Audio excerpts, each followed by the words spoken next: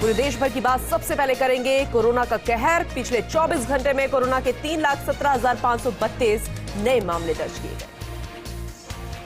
Omicron की बढ़ती रफ्तार, देश में ओमिक्रॉन के कुल केस 9,287 हुए। यहां महाराष्ट्र नंबर 1 पर, दिल्ली का स्थान दूसरा। महाराष्ट्र में कोरोना के 43,697 नए मामले आए, 46,591 मरीज ठीक भी हुए हैं। तमिलनाडु में बीते 24 घंटे में कोरोना के 26,981 नए मामले, 35 लोगों की मौत की खबर। असम में कोरोना के मामलों में रिकॉर्ड वृद्धि, एक दिन में 8,339 नए केस सामने आए। वैक्सीनेशन को लेकर वीके पॉल का बयान, कहा भारत में अभी 6.5 करोड़ लोगों को नहीं लगी है वैक्सीन की दूसरी डोज। लता मंगेशकर अभी आईसीयू में भर्ती, डॉक्टर बोले इलाज जारी, उनके लिए करें प्रार्थना। पीएम मोदी ने की वीडियो कॉन्फ्रेंसिंग, आजादी के अमृत महोत्सव के स्वर्णिम भारत की ओर कार्यक्रम का किया उद्घाटन। स्वर्णिम भारत की ओर कार्यक्रम का आगाज, पीएम मोदी ने 7 अभियानों का किया वर्चुअल शुभारंभ, कहा रखी जा रही है स्वर्णिम भारत की नींव। मुख्यमंत्री गहलोत बोले देश में हिंसा और तनाव का माहौल, भाईचारा और शांति की जरूरत। गोवा सीसी की बैठक में 34 सीटों के लिए उम्मीदवारों पर हुई चर्चा, जारी हुई सूची। बीजेपी ने जारी की 34 प्रत्याशियों की लिस्ट। पहली सूची में मनोहर पर्रिकर के बेटे उत्पल को पणजी से नहीं मिला टिकट। देवेंद्र फडणवीस बोले उत्पल को दिए गए हैं 2 ऑप्शन। यूपी चुनाव से जुड़ी खबर, कांग्रेस ने जारी की उम्मीदवारों की दूसरी सूची, 40 में से 16 महिला कैंडिडेट्स। यूपी चुनाव सियासत तेज, बीजेपी अध्यक्ष जेपी नड्डा 22 जनवरी से प्रचार अभियान की करेंगे शुरुआत। गोरखपुर सदर सीट से सीएम योगी के खिलाफ लड़ेंगे चंद्रशेखर आजाद। 21 जनवरी को कांग्रेस मुख्यालय में यूपी विधानसभा के लिए घोषणा पत्र जारी करेंगी प्रियंका गांधी। आम आदमी पार्टी में उत्पल पर्रिकर का स्वागत है, ये कहना है सीएम अरविंद केजरीवाल का। आगे उन्होंने कहा कि उत्पल आपसे चुनाव लड़े। उत्तराखंड में भाजपा के 59 उम्मीदवारों का ऐलान, खटीमा से लड़ेंगे पुष्कर सिंह धामी। उत्तराखंड में जहां सीएम पुष्कर सिंह धामी खटीमा से चुनाव लड़ेंगे, वहीं प्रदेश अध्यक्ष मदन कौशिक हरिद्वार से चुनाव लड़ेंगे। पंजाब चुनाव से जुड़ी एक खबर, धूरी विधानसभा क्षेत्र से चुनाव लड़ेंगे आपके सीएम फेस भगवंत मान। यूपी में कांग्रेस को झटका, विधायक अदिति सिंह ने दिया इस्तीफा, सोनिया गांधी को लिखा पत्र। सपा से एक और छुट्टी, बीजेपी में शामिल हुए सपा के पूर्व विधायक प्रमोद गुप्ता। समाजवादी पार्टी का बड़ा ऐलान, मैनपुरी के करहल से उम्मीदवार होंगे अखिलेश यादव। यूपी चुनाव में सहारनपुर की देवबंद से सपा ने कार्तिकेय राणा को बनाया अपना उम्मीदवार। घर में बीजेपी की डबल सीन पर बोले अखिलेश यादव, खत्म कर रहे हैं हमारा परिवारवाद, सपा किसी के घर में लड़ाई नहीं करवाती, जहां से लड़ूंगा वहीं से मेरी जीत तय। सपा और कांग्रेस को बीजेपी का बड़ा झटका, मुलायम के साधु प्रमोद गुप्ता और कांग्रेस की poster girl Priyanka Maurya BJP में शामिल। प्रमोद गुप्ता बोले अखिलेश ने नेताजी को बनाया बंधक, प्रियंका ने भी कांग्रेस पर साधा निशान। सीएम गहलोत ने बाड़मेर को दी बड़ी सौगात, कई विकास कार्यों का किया वर्चुअल शिलान्यास लोकार्पण। 192 करोड़ की लागत से बनने वाले सुपर स्पेशलिटी अस्पताल का किया शिलान्यास। अन्नदाता के लिए मुख्यमंत्री का बड़ा फैसला, कृषि भूमि की नीलामी रोकने के आदेश, कहा 5 एकड़ तक कृषि भूमि वाले किसानों की जमीन नीलामी को रोकने के लिए लाया गया था बिल, जल्द बनेगा कानून। किरोड़ी मीना ने किसानों से की मुलाकात। नीट पीजी काउंसलिंग में ईडब्ल्यूएस ओबीसी को आरक्षण का मामला, सुप्रीम कोर्ट आज सुनाएगा फैसला। ईडब्ल्यूएस ओबीसी को पूर्व में आरक्षण को लेकर मिली थी अंतरिम राहत। चीनी सेना ने सीमा से भारतीय युवक को किया अगवा, अरुणाचल प्रदेश से लोकसभा सांसद तपीर गांव ने केंद्र से लगाई मदद की गुहार। 18 जनवरी की बताई जा रही है घटना। जैसलमेर के लाठी में 1 दर्जन प्रवासी पक्षी कुरंजा के मिले शव, बर्ड फ्लू या फूड पॉइजनिंग की आशंका, पक्षी प्रेमियों ने वन विभाग को दी सूचना। फिटनेस सेंटर्स की मनमानी बनी सबसे बड़ी परेशानी, बिना फिटनेस के बेधड़क सड़कों पर दौड़ रहे हैं वाहन, परिवहन विभाग बना मूक दर्शक। 1 साल में एक भी सेंटर की मान्यता नहीं हुई रद्द। बाड़मेर में युवक का अपहरण कर हत्या, ननिहाल से बदमाशों ने किया था किडनैप, बदमाशों का नहीं लगा सुराग, मामले की जांच में जुटी पुलिस। अलवर विमंदित नाबालिग बालिका प्रकरण, पुलिस ने आधी रात को रिक्रिएट किया क्राइम सीन। एफएसएल टीम की मौजूदगी में सीन किया recreate. CO Amit Singh team के साथ रहे मौजूद। गुरुग्राम में मिट्टी की खुदाई के दौरान हुआ बड़ा हादसा, 2 लोगों की ढहने से हुई मौत। अमेरिका में 5G इंटरनेट बना मुसीबत, दुर्घटना के डर से एयर इंडिया को रद्द करनी पड़ी 14 उड़ानें। सूरत में डाइंग और प्रिंटिंग मिल में लगी भीषण आग, जिससे जोरदार धमाका हुआ। फायर ब्रिगेड ने मौके पर पहुंचकर आग पर काबू करने का प्रयास शुरू कर दिया। छत्तीसगढ़ में मुठभेड़ के बाद इलाके की सर्चिंग जारी, बुधवार को मारी गई थी महिला नक्सली। दिल्ली दंगा मामले को लेकर खबर, यहां मामले से जुड़े एक दोषी को 5 साल की सजा सुनाई गई। कश्मीर में आतंकी हमले को लेकर हाई अलर्ट, पीओके से दाखिल हो सकते हैं दहशतगर्द। लाहौर के लोहारी गेट इलाके के पास बम धमाका, यहां एक की मौत हुई, 20 से ज्यादा लोगों के घायल होने की आशंका। दिसंबर में 1 करोड़ 6 लाख लोगों ने की देश में हवाई यात्रा, नवंबर के मुकाबले करीब 7% ज्यादा। गणतंत्र दिवस से जुड़ी बड़ी खबर, इस साल 26 जनवरी की परेड पर दिखेगी बाबा विश्वनाथ कॉरिडोर की झांकी। अनिल देशमुख की न्यायिक हिरासत 14 दिन और बढ़ाई गई, ये फैसला पीएमएलए कोर्ट ने किया। कोहरे के चलते देरी से चल रही है 13 ट्रेनें, वहीं 22 को कैंसिल भी किया गया है। प्रदेश में सर्दी के तेवर होंगे और तीखे, जयपुर सहित कई जिलों में पश्चिमी विक्षोभ के चलते बदला मौसम, जयपुर सहित कई जिलों में हुई बूंदाबांदी, 23 जनवरी तक मावठ होने के भी आसार। नैनीताल में एक बार फिर से भारी बारिश और उसके साथ ही ऊंचे इलाकों में बर्फबारी, सफेद चादर से नैनीताल की चोटियां ढकी हुई नजर आई। इसके चलते पर्यटक भी काफी तादाद में नैनीताल आकर बर्फबारी का लुत्फ उठाते नजर आए। हिमाचल प्रदेश में मौसम ने करवट ली, एक सप्ताह तक धूप खिलने के बाद फिर से प्रदेश में बर्फबारी के आसार बन गए हैं। यहां लाहौल स्पीति में बर्फबारी होने की प्रबल संभावना बनी हुई है। हिमाचल के लाहौल स्पीति में नेशनल हाईवे 3 पर एवलांच आने से फंसे 60 लोगों के पुलिस ने रात को रेस्क्यू किया। जानकारी के अनुसार पुलिस को सूचना मिली थी कि केलांग से 27 किलोमीटर तक रोपसांग नाले में एवलांच आया है।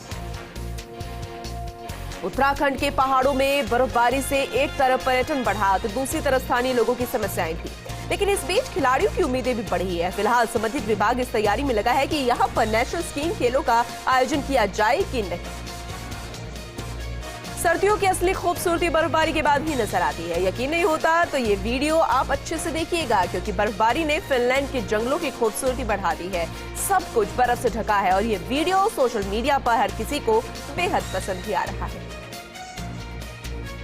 भीलवाड़ा में राजकीय हॉस्पिटल में एनटीसी वेंसर प्राइवेट लिमिटेड और ग्लोबल अस्पताल ने फ्री नेत्र जांच शिविर का आयोजन किया।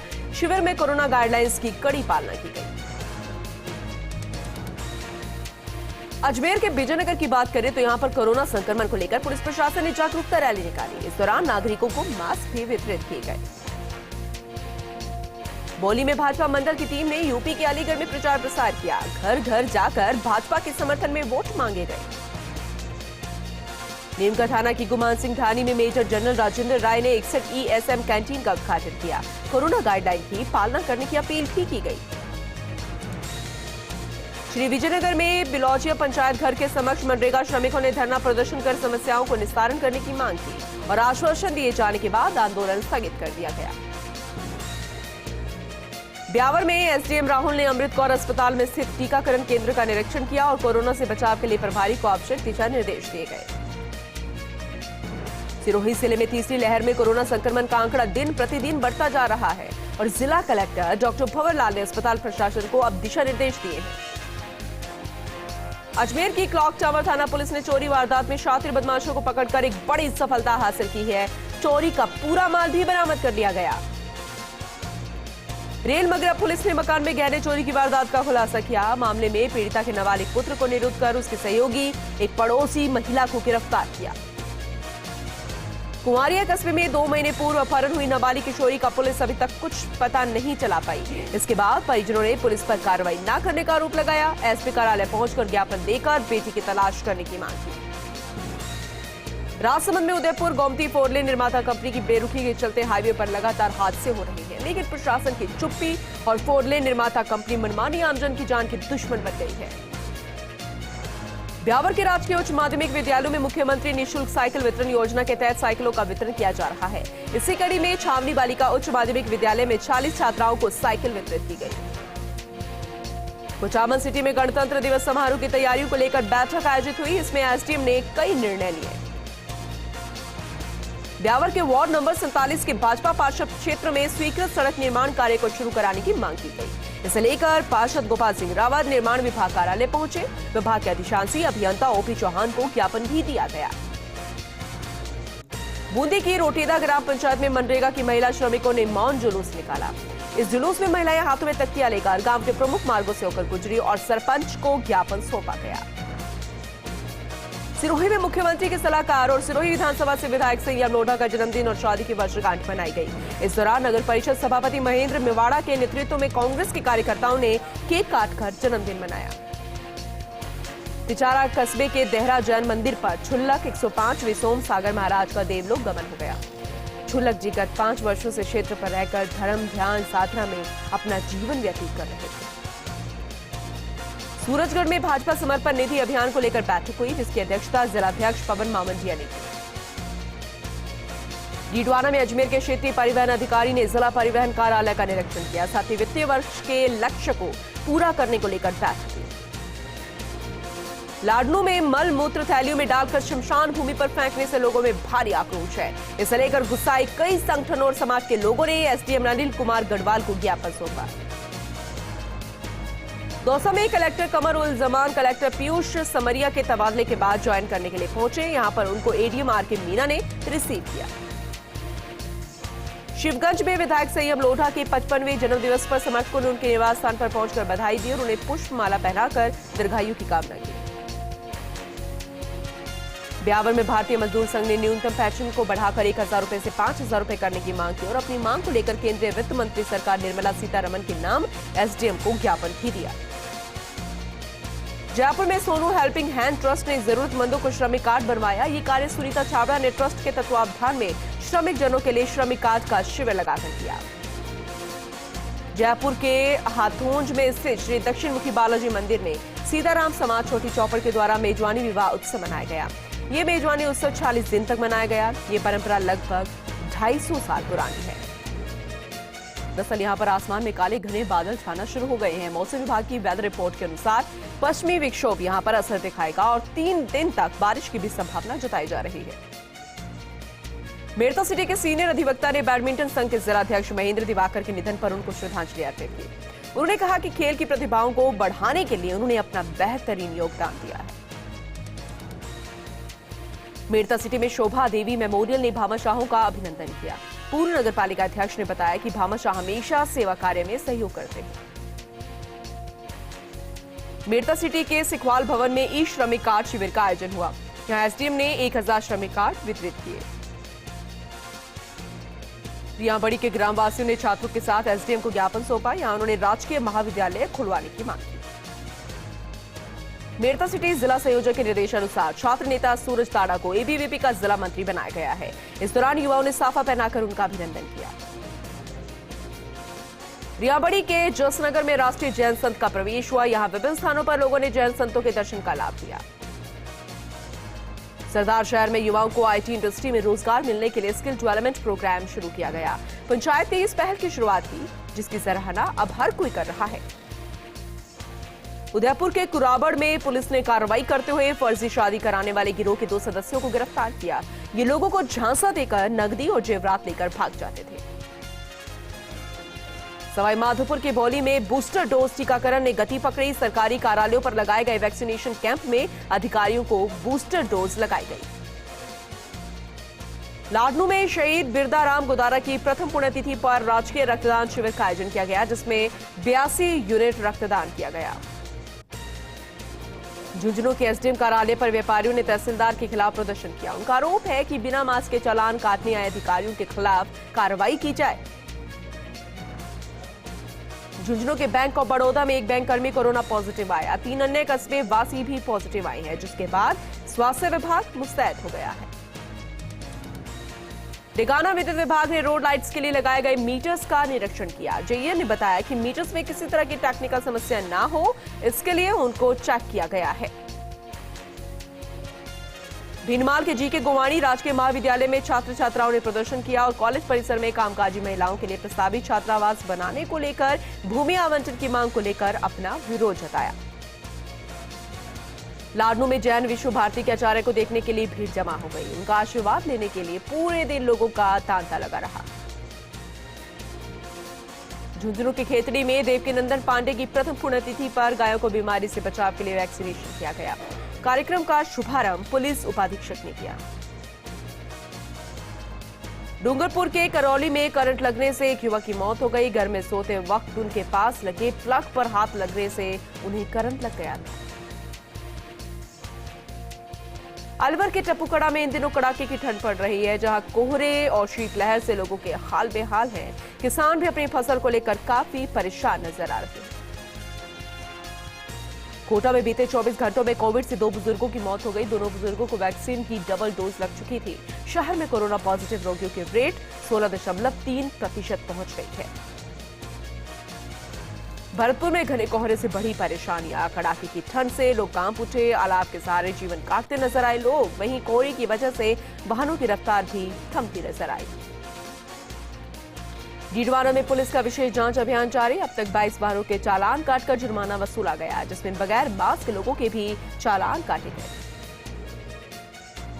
सीकर में गणतंत्र दिवस का समारोह हर्षोल्लास के साथ मनाया जाएगा। इस कार्यक्रम में स्टेडियम में इसका आयोजन किया जाना है, जिसमें कोरोना वॉरियर्स को पुरस्कार वितरण का कार्यक्रम भी आयोजित किया जाएगा। डीडवाना में चारागाह भूमि पर राज्य सरकार द्वारा पट्टे जारी करने के निर्णय को वापस लिया गया, जिसके खिलाफ अधिकार सेना के प्रदेश प्रभारी, इसके साथ ही कार्यकर्ताओं ने भी राज्यपाल के नाम एडीएम को ज्ञापन सौंपा। करौली के हिंडौन सिटी में रेलवे स्टेशन पर चलती ट्रेन से गिरकर एक महिला गंभीर रूप से घायल हो गई, जिसे जयपुर रेफर किया गया है।